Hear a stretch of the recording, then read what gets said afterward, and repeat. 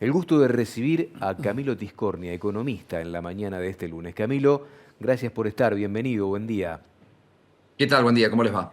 Nosotros, gracias a Dios, muy bien, mucho mejor ahora con tantos amigos que se van comunicando para contarnos que va cambiando el panorama climático, esencial, yo diría, para muchos campos, en este caso de la provincia de Buenos Aires, de La Pampa, que es donde se están registrando los registros más importantes.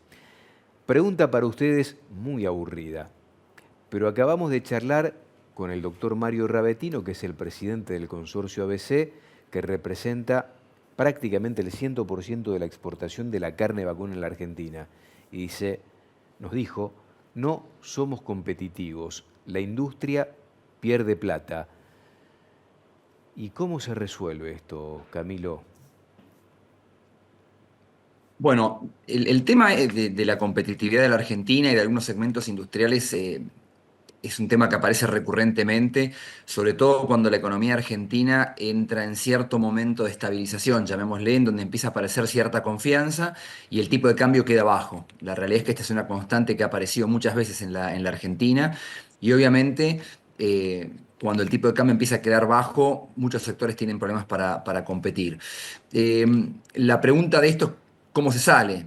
La solución más fácil parecería ser una devaluación, es decir, acomodar el tipo de cambio a un nivel más alto. Yo creo que esa lamentablemente no es la solución, es muy fácil de implementar, pero en general lo que muestra la historia argentina es que los efectos de la devaluación suelen ser bastante cortos, porque en la Argentina, a diferencia de lo que pasa en otros países, por nuestro pasado, rápidamente tiende a pasarse a la inflación y a los costos lo que ocurre con el tipo de cambio. Entonces, ¿es una solución de evaluar? Sí, pero generalmente es parcial y trae bastantes problemas asociados. Yo creo que el trabajo va por otro lado. Creo que en lo cambiario debería irse sí a un esquema tal vez de mayor flexibilidad del tipo de cambio, como hay en otros países, para tratar de que en todo caso pueda haber alguna movilidad del tipo de cambio, que no es lo mismo que una devaluación. Pero evidentemente el gobierno entiende que este no es el momento de implementar eso. Hay una limitación importante para eso, creo yo, que es que tenemos pocas reservas y por eso es que evidentemente hay conversaciones con el Fondo Monetario para tratar de reforzar las reservas. Yo creo que el camino ese es ese en algún momento. Evidentemente el gobierno no está en este momento pensando en eso, ¿no? Para el cortísimo plazo. Interpreto que parte de la solución sería, en principio, un acuerdo con el fondo, fortalecer reservas y en algún momento, lo más pronto posible, salir del cepo, ¿no? Yo creo que esa es la agenda, definitivamente. Yo creo que no es que el gobierno no tenga claro estos problemas y que sería tal vez deseable un tipo de cambio, llamémosle más competitivo, pero evidentemente va manejando los tiempos para implementar eso.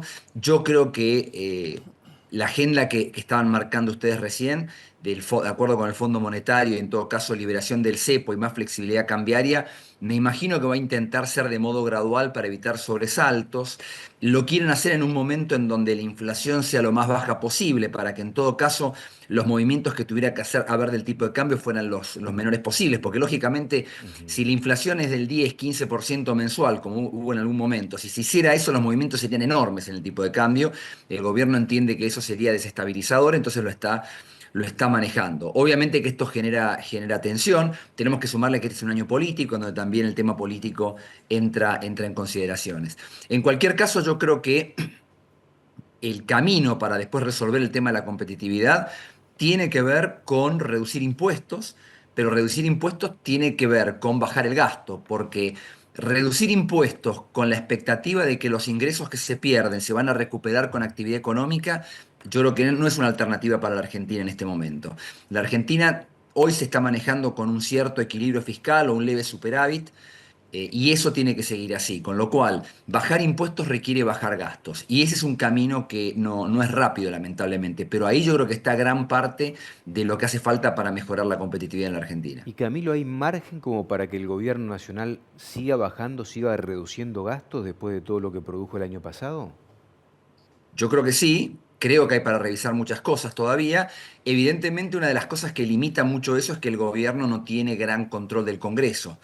Pero yo creo que hay un tema que va a haber que abarcar en algún momento, que es el tema previsional. Allí va a haber que hacer reformas bastante importantes para crear un sistema que sea sustentable en el largo plazo.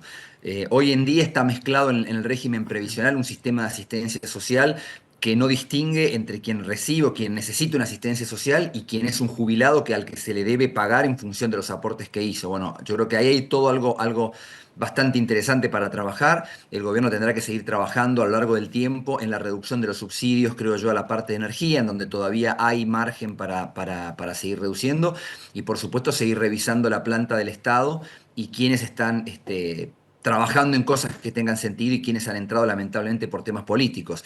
Y en esto no solamente el gobierno nacional, sino también las provincias, porque si el trabajo cae solamente en cabeza del gobierno nacional, pero las provincias y los municipios aumentan tasas e impuestos, no tiene sentido. Camilo, si supongamos que el gobierno tomara la decisión de liberar el tipo de cambio, ¿qué estimás vos pasaría hoy con ese valor de referencia y cómo sería en contrapartida hacerlo con un acuerdo con el Fondo Monetario cerrado? ¿A qué voy con esta pregunta? Hay una experiencia cercana en el tiempo que fue en el transcurso del gobierno del expresidente Macri, donde esto se hizo y no resultó bien, ¿no? Entonces, ¿cuál sería la diferencia de encarar eso mismo en este momento? Mira, yo distinguiría lo que pasó en lo de Macri de lo que pasó ahora, ¿no? Yo creo que lo que terminó mal en el gobierno de Macri no fue la apertura del cepo. Yo creo que la apertura del cepo, en el caso de la época de Macri, fue algo de lo exitoso de Macri. Él arrancó con una apertura bastante rápida, no total, pero una apertura bastante rápida del cepo. Podríamos decir que al cabo de 6 meses el cepo estaba completamente eliminado, y durante 2016-2017 digamos que no hubo mayores problemas en ese sentido. Los problemas le arrancaron en 2018 con la sequía, y porque además el tipo de cambio terminó atrasado, y porque además estaba con déficit fiscal que no pudo financiar. Entonces, me parece que acá hay algunas lecciones para sacar, pero el caso actual no es el mismo. Yo no creo que el gobierno, primero, el gobierno actual no arrancó eliminando el cepo, el gobierno actual arrancó eliminando el déficit fiscal, y yo creo que este orden es la diferencia fundamental. Ah, bien. Segundo, no creo que eliminen el cepo de una, personalmente. Creo que probablemente lo hagan de algún modo gradual. Y tercero, me parece que la experiencia de Macri también es elocuente al respecto.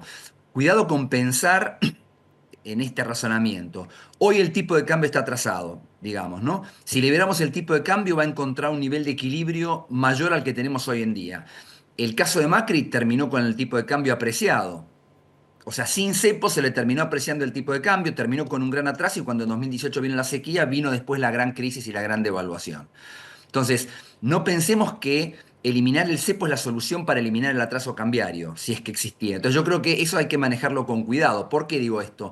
Porque, de vuelta, podemos pensar que al liberar el cepo puede haber alguna corrección o factores que hagan que el tipo de cambio suba, que es lo que uno ya sabe. Hay un montón de pesos que están retenidos, utilidades retenidas por el tema del cepo, pero no nos olvidemos que también eso puede dar lugar a un ingreso de capitales muy fuerte. ¿Dónde queda? ¿Cuál es el efecto neto de todo eso en materia de cambio, de tipo de cambio? Me cuesta pensarlo. Tal vez hay un movimiento al alza inmediato y luego una baja que termina siendo más importante y termina más apreciado que al inicio. Realmente es difícil de anticipar, debo decir. Dijiste, el tipo de cambio está atrasado. ¿Se puede mensurar técnicamente en cuánto está atrasado hoy el tipo de cambio? No es fácil. El tipo de cambio, la definición de si el tipo de cambio está atrasado requiere tener una idea de lo que uno podría llamar un tipo de cambio, llamémosle de equilibrio. Eso no es fácil, primero no es observable, no es que yo puedo agarrar con un instrumento estadístico y medirlo, no, son estimaciones. Y generalmente lo que uno hace es deducirlo por evidencia indirecta. Por ejemplo, si se pueden acumular reservas, por ejemplo, si hay mucho déficit en el comercio exterior, si por ejemplo hay mucho déficit en lo que llamamos la cuenta corriente. Entonces, no es sencillo, y por eso es que hay tanta discusión en los economistas acerca de si está atrasado o no. ¿Cuál es el criterio que se toma para decir que está atrasado? Uno de los cuales es ver, por ejemplo, para atrás y ver que está en niveles bajos en promedios históricos. Este es habitualmente un criterio que se toma para decir, bueno, mira, como está bajo, está atrasado. Eso no tiene en cuenta que tal vez el contexto actual pudiera ser distinto del de otros del pasado cuando Claro. uno compara. Ejemplo, el de la época de Macri, por ejemplo. Si uno toma el tipo de cambio de la época de Macri y lo ve con el actual, dice, bueno, en estas cosas es bastante parecido. Aquello terminó muy mal, el tipo de cambio estaba atrasado y terminó con una devaluación grande. Ahora, tengamos en cuenta esto. Cuando fue la crisis de Macri, la Argentina ya tenía, antes de la sequía, un déficit de comercio importantísimo. No solo en la parte de bienes, sino también en la parte de servicios. Hoy la Argentina tiene, últimos 12 meses, un superávit comercial de 17.000, 18.000 millones de dólares y se espera que este año cierre con cerca de 15.000 millones de dólares. Es absolutamente distinto. Entonces, no es tan fácil la comparación histórica. El decir, el Banco Central no acumula reservas. Cuidado, no acumula reservas, pero porque ha tenido que pagar enorme cantidad de deuda el gobierno utilizando las reservas del Banco Central. Yo me pregunto, si el gobierno tuviera acceso a renovar esos vencimientos como tiene cualquier país, y en vez de haber tenido que pagar la deuda al contado, si hubiera podido renovar el capital, no estaríamos hablando de que el Banco Central no pudo acumular reservas. Entonces da la sensación de que hay que hacer algo más para poder acceder al mercado de capitales. El acuerdo con el Fondo Monetario sería un puente, en todo caso, para que hasta que llegue ese momento, que tal vez se pueda dar después de las elecciones. No lo sé, o tal vez se pueda dar antes. Ahí el indicador para ver creo que es el riesgo país. Camilo, ¿va a crecer la economía argentina este año? Lo más probable es que crezca, y bastante, en parte por un efecto estadístico. Hay cerca de 2 puntos de lo que los economistas llamamos arrastre estadístico, con lo cual es muy probable que la economía muestre crecimiento y que probablemente esté en torno al 5%. Como hablaban recién ustedes al inicio, si las condiciones climáticas mejoran y hay una buena cosecha, ya te diría que ese es un buen punto de partida.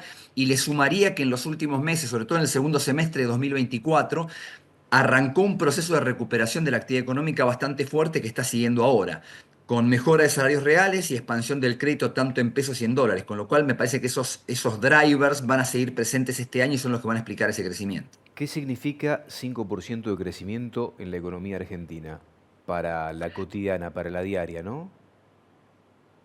A ver, el número en sí mismo es bastante elevado para lo que es la historia de la Argentina de los últimos años, pero insisto, va a estar exagerado por el hecho de que hay un componente, llamémosle, de arrastre estadístico. Claro. Ahora, más allá de lo numérico, ¿qué implica para la gente? Generalmente con aumentos del PBI, estamos hablando de que hay un aumento en el giro de negocios de todas las empresas y que esto favorece la recuperación del salario real y la recuperación del consumo, que es allí donde la gente más lo siente. Muchas veces aparece esta pregunta que me hacen muchas veces en los medios. Bueno, pero usted está hablando de una serie de indicadores que se recomponen, que bajó el riesgo país, que las reservas, que el dólar, que el PBI, bueno, y la gente no sé si lo siente. Bueno, hay encuestas que muestran que la gente lo siente, como por ejemplo la encuesta de confianza del consumidor del Ditela, que me parece sumamente Ujú. interesante, que muestra un nivel de confianza que es de los más altos de los últimos largos años, y habría que remontarse cerca de 2017, al mejor momento de Macri, para encontrar niveles similares, con lo cual quiere decir que la gente está percibiendo también esto.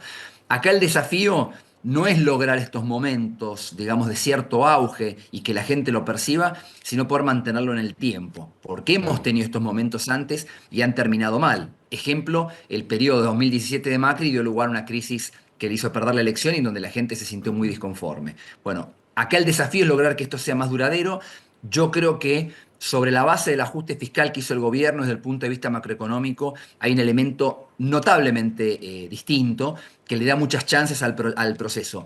Esto quiere decir que no puede haber turbulencias, que el tema de la salida del cepo no pueda ser ciertamente traumática en algún momento, ninguna duda, pero creo que las chances de poder sostener son mucho mayores que en otro momento. Y el episodio barra escándalo cripto del gobierno, del presidente de la semana pasada, ¿puede tener alguna incidencia? ¿Puede interferir en parte de todo este desarrollo que venimos hablando sobre la esencia del programa macroeconómico?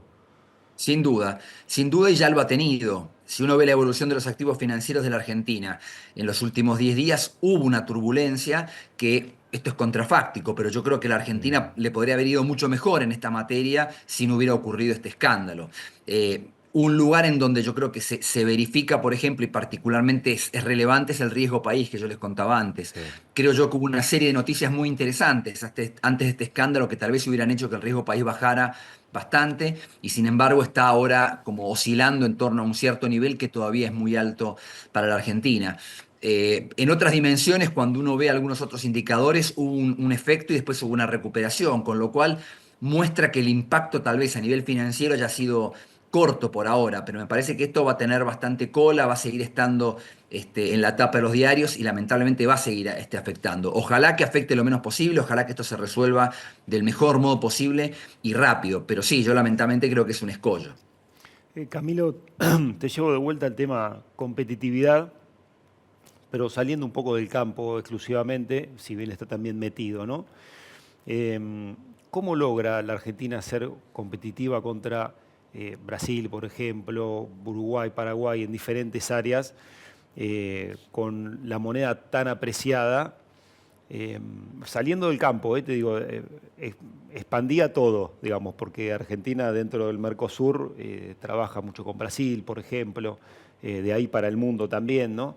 Eh, Cuando uno mira para el lado de adentro y dice, bueno, evidentemente hay que ser más eficiente, muchos te contestan, ya somos muy eficientes. El campo es eficiente, las automotrices de Argentina son eficientes también, son empresas internacionales que trabajan en Argentina con los mismos estándares en diferentes países del mundo. Entonces, ¿cómo o hay que, digamos, conseguir esa competitividad produciendo mejor, o las capacidades están bien y es una cuestión exclusivamente de tipo de cambio que se verá cómo se resuelve? No, yo creo que no es exclusivamente un tema de tipo de cambio. Yo no niego que el tipo de cambio pueda acomodarse, que pueda estar bajo y esté complicado para la Argentina competir y que tal vez con más libertad cambiaria tal vez el tipo de cambio se acomodara a un nivel un poco más alto. No, no lo niego y no digo que no pueda pasar. Simplemente digo que los movimientos de tipo de cambio en la Argentina para resolver problemas de competitividad han demostrado que no son del todo eficientes porque generan inflación. Te pongo un ejemplo de esto. Fíjate lo que pasó en Brasil a fin del año pasado. El tipo de cambio en muy pocos meses pasó de 5,80 a 6,30. ¿Ok? Y la inflación en Brasil fue 0,5% mensual.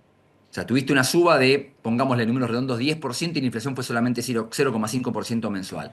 Imagínate que vos en la Argentina hicieras algún tipo de maniobra para lograr que el tipo de cambio fuera más alto, en, no sé, un 20, un 30%, un 40%. Automáticamente eso va a disparar una cantidad de inflación, te diría de forma inmediata. No va a pasar que en la Argentina la inflación sea 0,5 o 1% en un mes.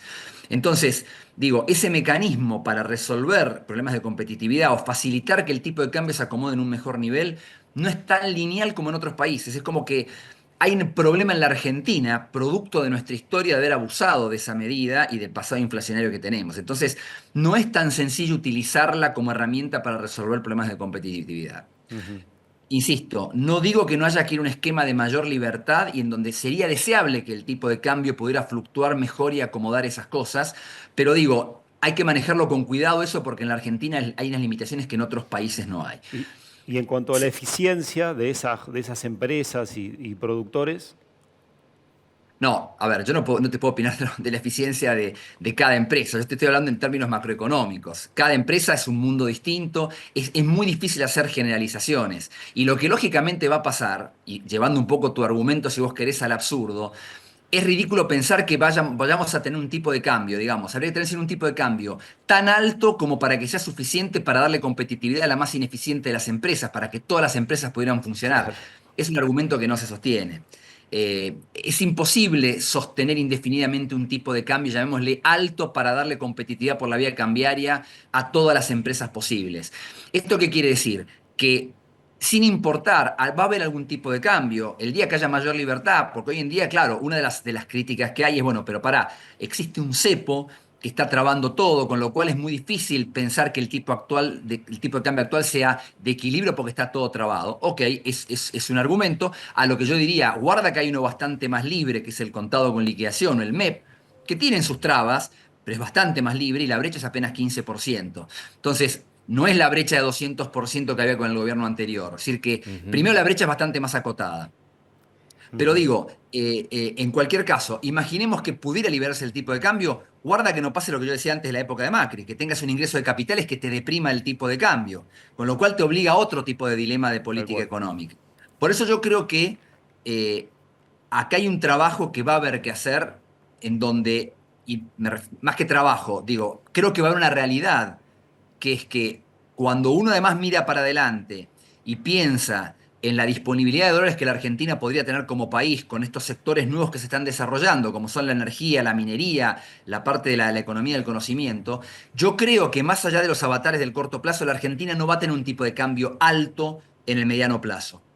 Entonces, eso implica que va a haber presión en materia competitiva, y eso implica que probablemente no todas las empresas puedan resistir ese tipo de cambio. Entonces yo creo que va a haber un desafío allí muy importante, en donde va a haber sectores que probablemente o empresas que no puedan funcionar, y habrá otras que surgirán.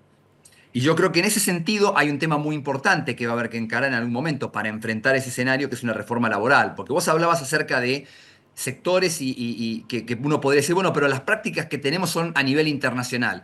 Pero guarda que el Claro. mercado laboral argentino es un mercado bastante particular. No creo que el mercado laboral argentino y las cargas y trabas y costos que tiene sea comparable al de todas partes del mundo. Entonces yo creo que ese es un lugar en donde seguramente va a haber que trabajar y mucho, porque como te decía antes, es inevitable, creo yo, que si uno va del modelo que teníamos con el kirchnerismo al actual, que pudiera tener correcciones y todo, es inevitable pensar que haya empresas que no vayan a poder funcionar igualmente. Hay que facilitar la transición desde empresas y empleos que van a desaparecer hacia empresas y empleos que se van a crear.